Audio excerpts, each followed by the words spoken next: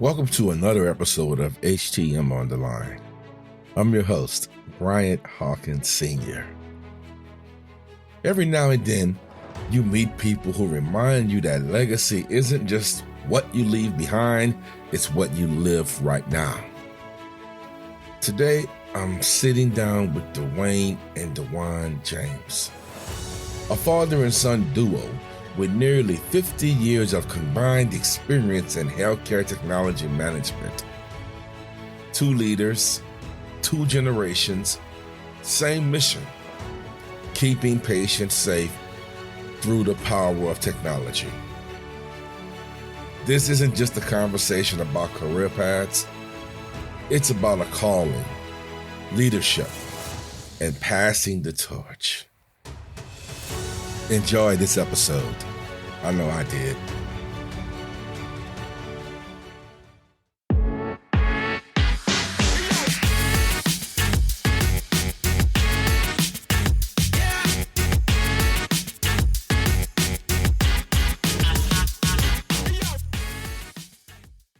Duane, how you doing tonight, sir? Pretty good. How about yourself? I'm doing great. Glad to have you. D'Juan, how you doing, my man? Doing pretty good, Bryant. Thanks for asking. I got a father-son on here this evening. Guys, I want you just to introduce yourselves. Nothing long, and I'll just something simple. Just tell the listeners who you are. We'll start with D'Juan first. We'll go with the youth first. D'Juan, tell everyone who you are and where you're working at right now. Yeah, so again, man, appreciate the opportunity to be on this podcast with my father.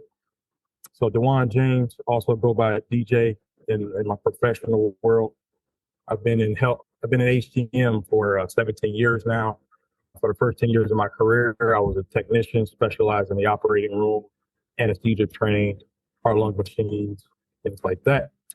And, I wanted to explore the management side. So I had an opportunity to get in a manager training program with TriMedics.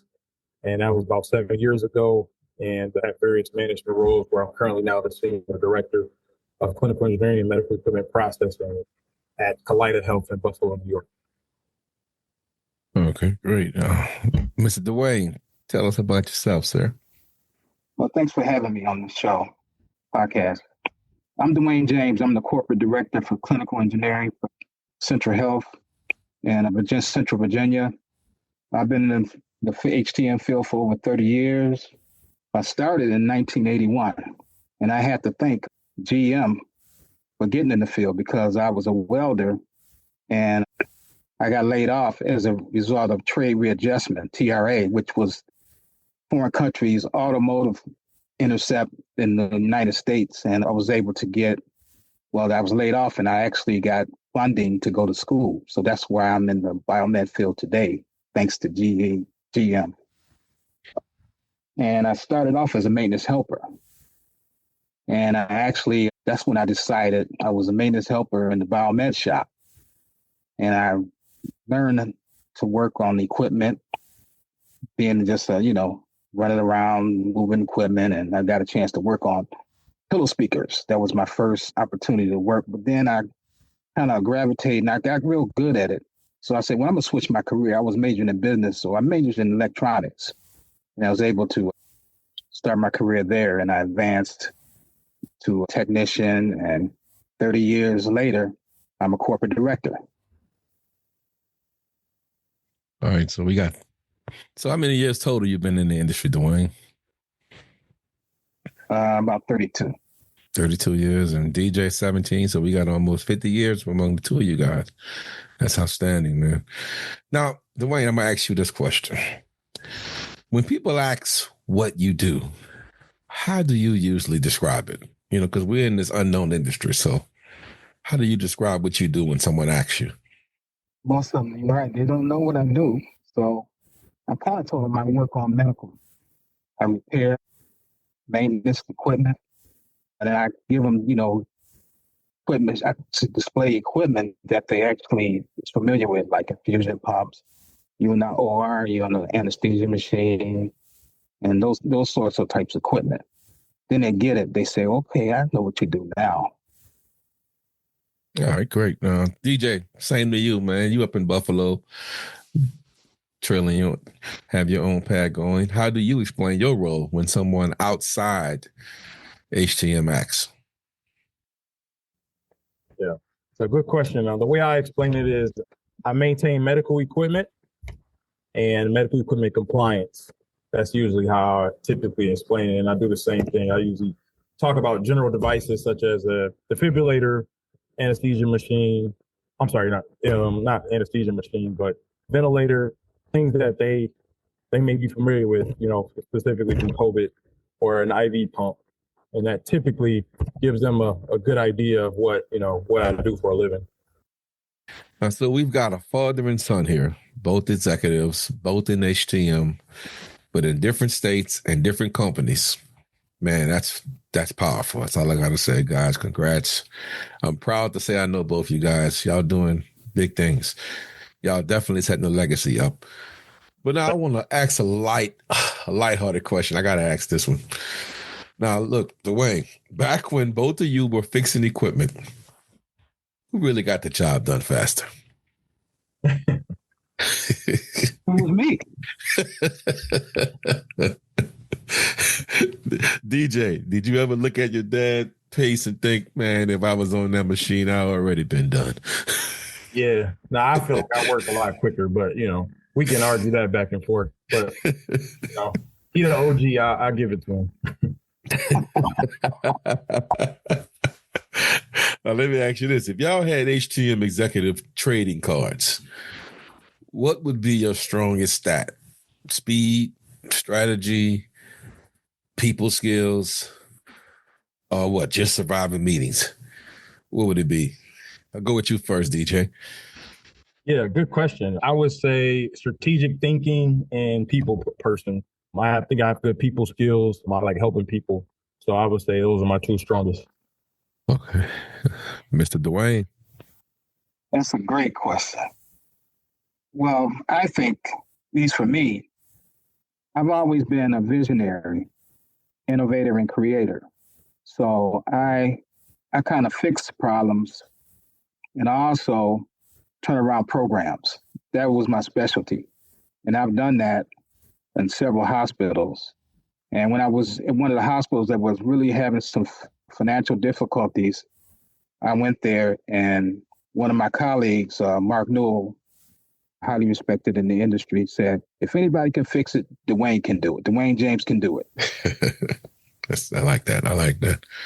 Now, I'm about to ask you guys some, guess we get to some little personal, because like I told you guys in the beginning, I'm looking at you guys and I think about me and my son, because he's also in the industry. And I'm asking y'all the questions that I would probably think somebody would ask me. That's why I love this podcast episode so much. Duane, I'm going to ask you this one.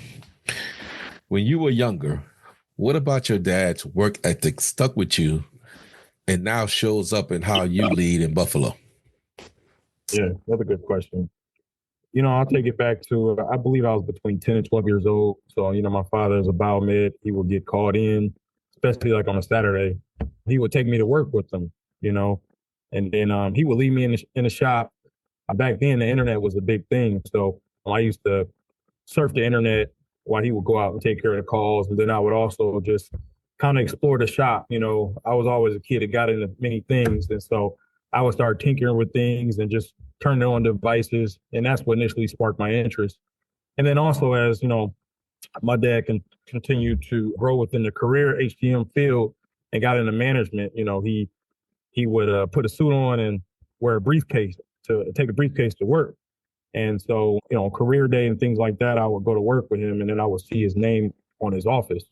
And that really resonated with me. So I had a good example growing up, and so from there, I knew what, my calling was, or at least what I thought would be a good calling for myself. And so I think that would be a good answer for that. Oh, great answer. Now, Duane, this one here is a little different. What was it like watching your son not only follow your path, but climb into his own senior leadership role? Good question. I was so proud of him following my footsteps. I remember when he was thinking about nursing. And I guess when he saw blood, he was like, oh, about to pass out because his mom was a nurse. And so he decided to go into biomed, like he said. And I was so proud, and I wanted him to be patient, and because I knew he was going to go places. I knew it because he has it in him. Duane is very intelligent, a go-getter, very smart, and he's just a networker, and he's a go-getter. He's always been that way. He's always been a leader, even when he played sports. He was always the leader on the team. He wasn't afraid to take that last shot. And I'm so proud of him. I like that, man. Great answer. Now this is to both. You've never worked together, but I'm just curious. How do you still lean on each other for, I guess, perspectives and encouragement? I'll let you go first, Duane. Well, he inspires me, because we communicate probably 3 or 4 times a week. He calls me when he's having some issue, and I call him about things that he may know that I don't know. And we just collaborate and we just network together. And, we always look for advice. He looks for advice for me, and I look for, even though I've been in the field, he's young and he kind of helps me out because he's saying, well, you got a young person. We talked about working remote from home, and I'm old school. Come to work. Are they young? That's what we do nowadays. We work from remote home. And I say, okay. So I learn from him. He learns from me. DJ, same question. Yeah. So the way I look at this is like, he's a lifeline, so I could be in a meeting and then it may be something that I come across or a question that I'm asked that, I might not have any experience with. So, they say you could phone a friend, right? So I typically reach out to him whenever I'm kind of puzzled or scratching my head on something. I think I'm very fortunate to be in this situation. Not many people have, like a close advisor. My father's essentially my mentor, so I can give him a call whenever I need to. But he's right. We bounce ideas off of each other. We share knowledge with each other. And so it's been great, and it's helped me out throughout my career. Great. Now, you both are mentors in your own right, and you both talk to the young technicians and young people. This question here, I want you to take a second and think about it. Talk to me about how your technician days shape the way you lead as executives today. I'll let you go first, DJ. Yeah. It's the story that I'm going to tell. So back when I worked at Loyola University Medical Center, I worked in the operating room. So I was an OR specialist. And I had just had my daughter. She might have been a year, maybe 2 years old. And I saw a baby getting ready to go through surgery for a VP shunt. That's when they drain the cerebral spinal fluid. And then I saw another child that was going to have a craniotomy. And so to me, that's when it really hit home for me, by having a child and really seeing how our equipment really impacts patient care. And that's how I lead today. I always tell my staff, treat this equipment as if your family was on it, So that's how I usually explain it. When our compliance numbers are down, that's typically the storyline that I'll always go with, is whether it be family members or community. Where I previously worked at St. Elizabeth Healthcare, that's a small community. I think it was around 600,000 people. And so that healthcare system was responsible for those people. So within that healthcare system, the employees, there were family members, friends, neighbors. And I tell them, your neighbor, your child, your cousin, your mom, any one of them could come into this hospital and be touched by one of these devices, whether they're diagnostically or therapeutically treated. So at the end of the day, I always stuck to that. That idea of sharing that with the team, and it always inspired them or motivated them to improve. Same question to you, Duane. When I was always organized, when I had tasks, when I have a task list, try to be organized and professional. That was my motto. I dress neat, try to lead by example. And I always remember when my boss, when I first was a technician, he said, your staff should be a reflection of you. And that resonates and that carries to today. Because I try to get my staff to think that way, to be professional, organized, because you have to be prepared. I always prepare for a meeting before I go to the meeting. And I always documentation, I always take notes. So that's been since I started as a tech, and it resonates today. And, and I try to teach my staff the same way. And even with dealing with change, change, that's one thing about in our field is change. And people resist change when you're not transparent with them. So when change happens, I explain it to my staff, why the change. And most of them, they understand and they get on board. So that's the things that I've learned when I was young, and I carry it to today. So what advice would you give to that tech out there listening right now who dreams of moving into leadership? Duane, you go first on this one. Good question. So I would advise them to have a mentor, because I've had a mentor, and I think everybody needs a mentor. Someone with experience as being a leader, because you can bounce questions off of them. That's what I've done. I have several mentors. One of my best friends, he's been a mentor. He's had a major company, Bob McPherson. I got to shout him out. Darren Villanueva, he's the senior vice president of Trinity Health. He the one started the clinical engineering program. I reached out to him when I interviewed for a big job. He gave me advice and network. Get involved in the associations and be willing to learn. Be willing to learn and be humble. Be humble, because a lot of the young kids, you might notice this, that when they come in the field, they think they can do your job in 6 months. Which that's, they learn afterwards. Oh, this is really hard. I got to sit, focus, and be patient. Great. D'Juan, your thoughts? Yeah, I'm going to start off by talking about this book that my current president and CEO of Collider Health gave me, The Ideal Team Player. It talks about the 3 essential virtues, which is being hungry, humble, and smart. So obviously know what being humble is. And being hungry is going above and beyond.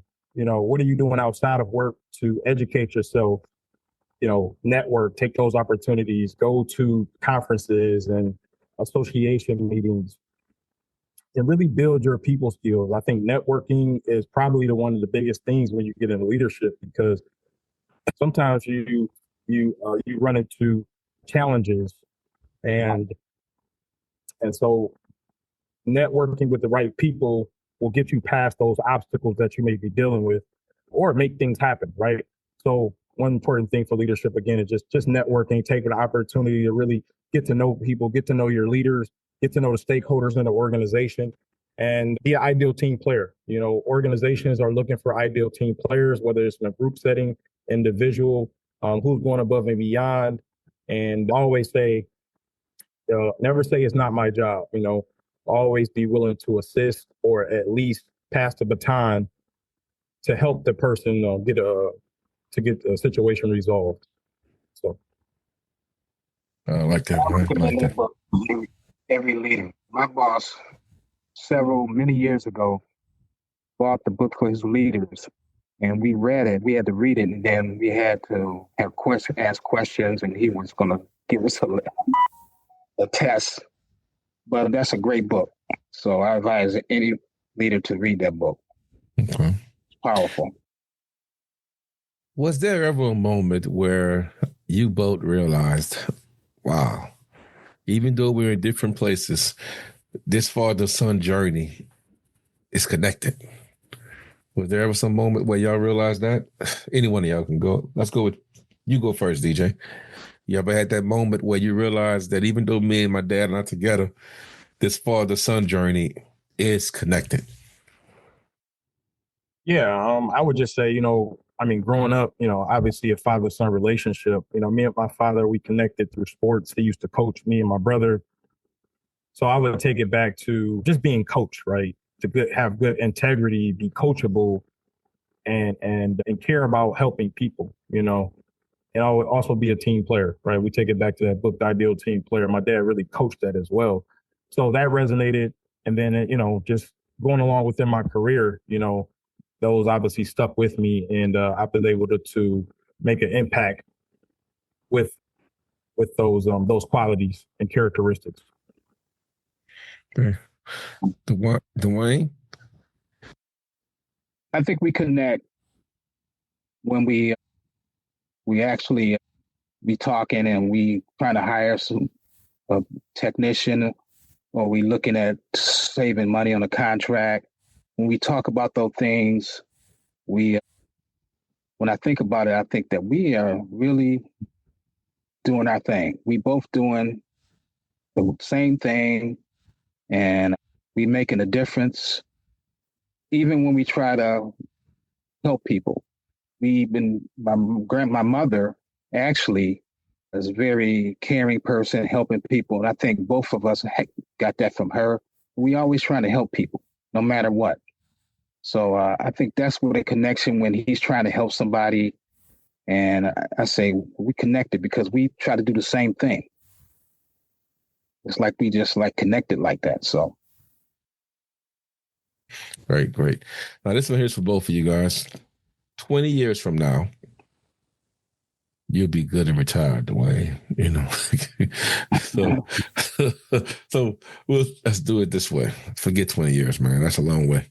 10 years from now, how do you want people to remember you in HTM, Duane?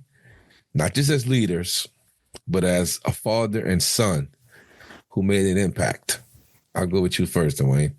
How do you want people to remember you in HTM as a father and son who made an impact, not just leaders? I want to be looked as a person that was a doer, cared about people, made a difference in the HTM field, and passed it to the generations of the future. Juan, what about you, brother? I would say I want to be remembered as somebody who gave people opportunity, right? A lot of times, again, people don't really know about our field. It's a niche industry. So I think that providing opportunities, promoting the field, that's what I want to be remembered by. I think what I enjoy the most is going into these high schools, these colleges, promoting the field, inspiring these kids to look outside of, other industries, just bring awareness to the HTM field. So, 20 years from now, when I'm just about retiring, I would like for those individuals who I inspired or I had an opportunity to cross paths with, that they come up to me and say, "Hey, Mr. James, appreciate what you did. Just, promoting the field or, sharing some information with me." So that's how I would like to be remembered, as somebody who helped the industry and kept it alive, right? Because we have a mass exodus of the baby boomers who are retiring. So just continue to promote the field and keep it alive. So I think that's how I would like to be remembered. I'll just tell you guys ways you made an impact on me. I don't know if I ever told y'all this, but I remember, I think y'all was going to a leadership summit, Parts Source, and y'all took a picture together. And I remember that picture, and my son wasn't in the industry yet. I said, wow, that's pretty cool, man, to have you. Either he was in school, but he wasn't in it yet. And y'all took that picture, and I said, man, that could be me and my son one day. And that made an impact on me. So a lot of times you don't know when you post something where it lands in someone. And I remember that picture like it was yesterday. And the one with you, when I did a career day, you flew down on your own dime to help out with the kids. And that made a tremendous impact on me. And the kids and the visuals you left behind. I mean, it seemed like every time I put a video up, I got to grab one of your pictures with you with the defibrillator helping these kids learn about it. So that's ways you both made impact on me. And I appreciate you guys doing what you do. But I got another question for you guys, though. What kind of HTM industry do you hope to leave behind for the next generation? D'Juan, you can go first. I would like to leave a thriving industry behind. I would like to open up more schools, right? Bring more, promote the field. Because, our industry essentially has been dying. That's why you have Amy and these other College of Biomedical Equipment Technology. You have all these new schools coming out. And so I would like to get back to the local community college where there's a practicum where you can provide internships, on-the-job experience, and you can create that talent pipeline as retirees, as they retire. You have the new talent pipeline coming into the industry, and it gives leaders an opportunity to evaluate those students doing internships and getting on-the-job experience. Right, you can see their work ethic, and then when opportunities open up, you would hire them. So, if I was to leave, say, a legacy or my vision for the industry upon retiring, it would definitely be that. And then also, I think another important thing is the respect level. I don't think clinical engineering or HTM is respected as the same as IT. So I think that's also my mission too, is that we're looked at on a level playing field, and that our profession is respected on the same level as theirs. Right. So, Mr. Duane, what kind of HTM industry do you hope to leave behind? You've already touched it so much, but what do you hope to leave behind for the next generation? I want the career to advance. I want, like my son had said, we're not really appreciated. I mean, IT has been advanced way ahead of us, but now they have to talk with us because the equipment isn't integrated into the IT, the networks. So they are kind of respecting us more because they don't know medical equipment. But we need to get the students, educate them. That's why I want to go back into the school and start teaching. We have to put forward the positions, the classifications. Right now, a lot of biomed shops are considered support help. Well, we are technical professionals. I just changed my category from my technicians to technical professionals now. So their pay went up, and that's what we need. We need to make sure and get the certification. Certification is not required in all hospitals or in the industry. It's moving in that direction, but we need to make sure that because that's where the pay comes in. That's where we get recognized, and we need to market more. We need to get into schools, in middle school, and market our program, HTM. We have to do that. And that's what I'm going to do when I retire. I'm going to get into the schools, recruit, build the programs, because the schools are, the biomed schools are discontinued. And and now in our industry, if you really notice, they're trying to water down the requirements. Well, I think that if you water down the requirements, you're not going to be certified. You're just going to get a job, and the pay is not going to be comparable to like the IT jobs. So there's a lot of opportunity. I think the field is wide open. We just have to, and plus we need the young folks, because the age group now in biomed is, I think, in the middle 50s. And a lot of us are going to retire, and that's going to leave a huge gap over the next 5 to 7 years. Just imagine we in a room, and you have this next wave of HTM leaders sitting right in front of you right now. What's the one thing you want them to walk away with? Just one. I know you could probably give them 20 of them, but I want you to give them the one thing you want them to walk away with after sitting there talking with you? And I'll let you go first, Duane. Willing to learn, because HTM field, you can't learn everything in one day. It's constantly change. You're going to continue to learn. And if you don't learn, continue to adapt to change, you're not going to be successful. So willing to learn, be a sponge. Okay, great. D'Juan, your thoughts? One thing you would like them to take from sitting down with you? Yeah, I call it the art of networking. Networking is so important, especially in our industry. We are, I always say, 1 to 2 degrees of separation from knowing someone else. And so I would say, yes, definitely the art of networking, and then networking within your organization. Know the key stakeholders. They can make your job easier, right? Build that relationship with them. So networking would be it. Great answer. You sit in the room and you have a bunch of young people sitting in front of you. You're telling them about the HTM industry. How would you make an impression upon them to maybe consider joining HTM? Yeah, good question.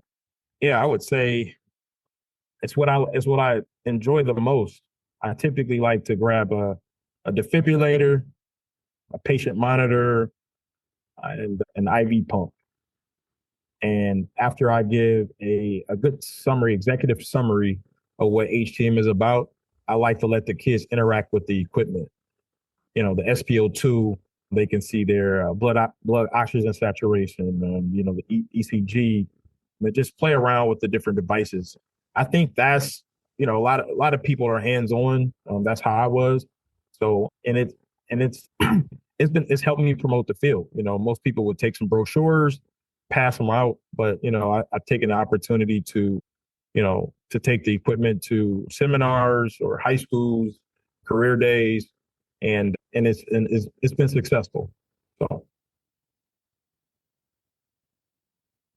Mr. Duane, your thoughts? You sit in a room full of young people and you're trying to spark their interest in HTM. What would you say to them? Well, I was at a career fair today at one of the schools. We had a booth set up. We had equipment, and when they came by, we put a SpO2 probe, and we had the Amy video, and I talked to them about my career, where I started from, and they're always going to ask how much money you make. I had the pay scales, and we had 4 people that was interested in biomed. So taking it to the schools, if it's 20 people, get them exposure. Talk to them about your career. Okay, thanks, man. Well, look, guys, I feel humbled that you guys took this opportunity to come sit here and talk with me, man. And you're welcome to come back anytime, together, solo. DJ, when your son get up here, we can bring him on too.